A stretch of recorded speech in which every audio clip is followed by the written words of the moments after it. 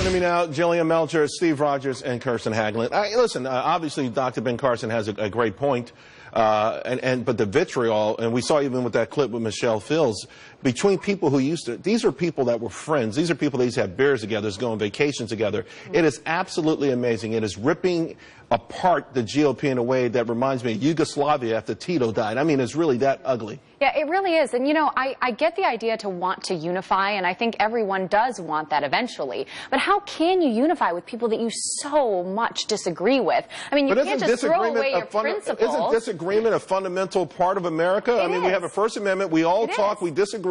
And at some point, you know what? We have the democratic thing called vote. The majority wins, and whoever loses sulks and maybe retunes their message. You know, right, Charles, absolutely. Ben Carson is doing what most senators and congressmen are unable to do, incapable of doing, putting the country first. Ben Carson made it very clear he is well respected in America and around the world. He wants to put America first, so he's taking that step forward. He's extending the olive branch, and maybe a lot others will follow. Jillian, what are you making now of Rubio saying, hey, you know what, it's been hinted at. Mitt Romney came out and talked about it, but he's like, do it. Yeah. You support me in Ohio, don't vote for me. Because ultimately the goal now is not to necessarily win, but to stop Donald Trump. It's a divide and conquer strategy for sure. And I think, you know, Rubio has kind of been treating this entire campaign season as a chess game. This is yet another very carefully calibrated chess. I hate to say it, but it feels like he's been playing checkers so far. Well, I think he's playing it on a Candyland board, so maybe he won't win. Yeah. But, you know, with the divide and conquer thing, I think we do have a very divisive political debate. But one side of that debate is consistently having violence show up. I think that's, no. Jillian, yes. when you talk about violence, I was a police officer when I was at large rallies like this. I'm not responsible for the people in the audience fighting. No, but you should be responsible for your campaign manager.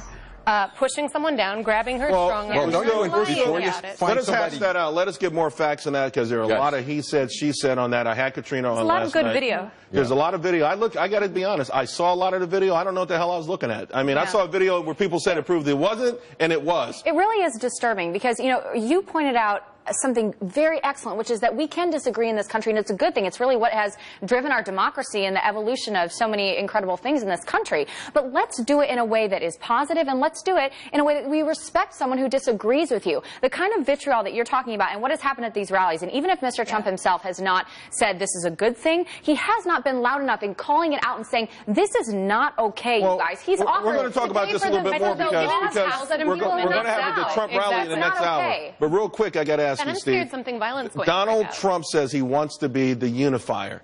Can this be a key test for him to bring all of these people that were once best friends back together? Yes. What you saw last night in the debate was President Donald Trump. He's taking this step forward. He's bringing people together. He's brought the American people together. Now he's got to bring everybody else outside the Republican Party on board. It is such a myth that he's brought the Republican Party together, though. I mean, if you look at the Republican Party, it's more divided than ever before. I think what you're saying is that he's widened the Republic. But he's widened it to people that have not necessarily voted. Which is a good thing. You want them to stay, but you also want the conservatives to stay. But then if they're not angry, they're not going to vote. So as soon as they don't have a Trump figure anymore, they're going to pull right back out. I don't think that's going to happen. I think that I've seen the passion of these folks, and I can tell you right now, they're all going to vote. The bigger question for Donald Trump and the Republican Party is, can he expand this? And you can't expand it without the conservatives jumping on board. But he's doing that now. Look at that. Thousands of people coming up and showing up at the polls. He's doing it now. Give the guy a little time. Many to vote against him. Hey, let's leave it right there. We're going to discuss all of that again. But right now, I do have breaking news, and I want to talk about this.